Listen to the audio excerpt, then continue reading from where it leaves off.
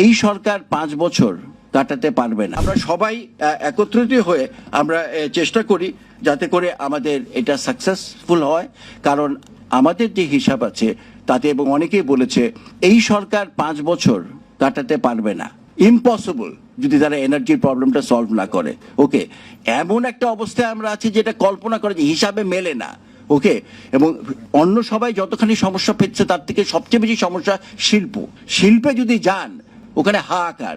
হ্যাঁ, হাজার হাজার ওরা শিল্প স্ট্যাবলিশ করে ফেলেছে, গ্যাসের অভাবে কানেকশন পাচ্ছে না। হ্যাঁ, অনেকেই সোলারের দিকে দেখছে।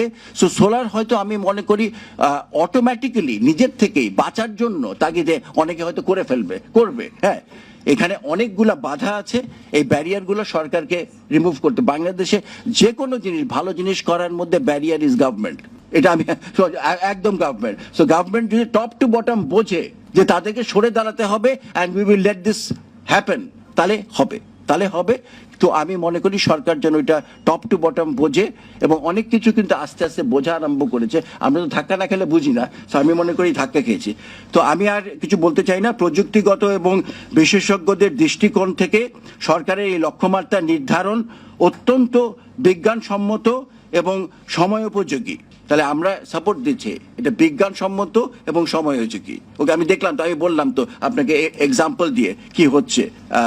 জীবাশ্ম জ্বালানি সীমাবদ্ধতা এবং পরিবেশগত ঝুঁকির কথা চিন্তা করলে 10,000 মেগাওয়াট সৌর বিদ্যুৎ আমাদের বিদ্যুৎ খাতের স্থিতিশীলতা নিশ্চিত করবে।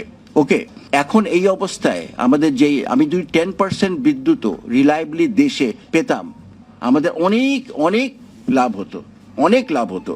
এই লক্ষ্য বাস্তবায়নে প্রযুক্তিগত উদ্ভাবন এবং গ্রিড আধুনিকায়নের মাধ্যমে একটি টেকসই বিদ্যুৎ অবকাঠামো গড়ে তোলার এখনই উপযুক্ত সময়। আমি মনে করি উপযুক্ত সময় অ্যাকচুয়ালি আগেই পার হয়ে গেছে। এখন আমরা ক্রাইসিস মোডে আছি। এটা যদি সরকার উপলব্ধি না করে তাহলে আমাদের সবারই বিপদ।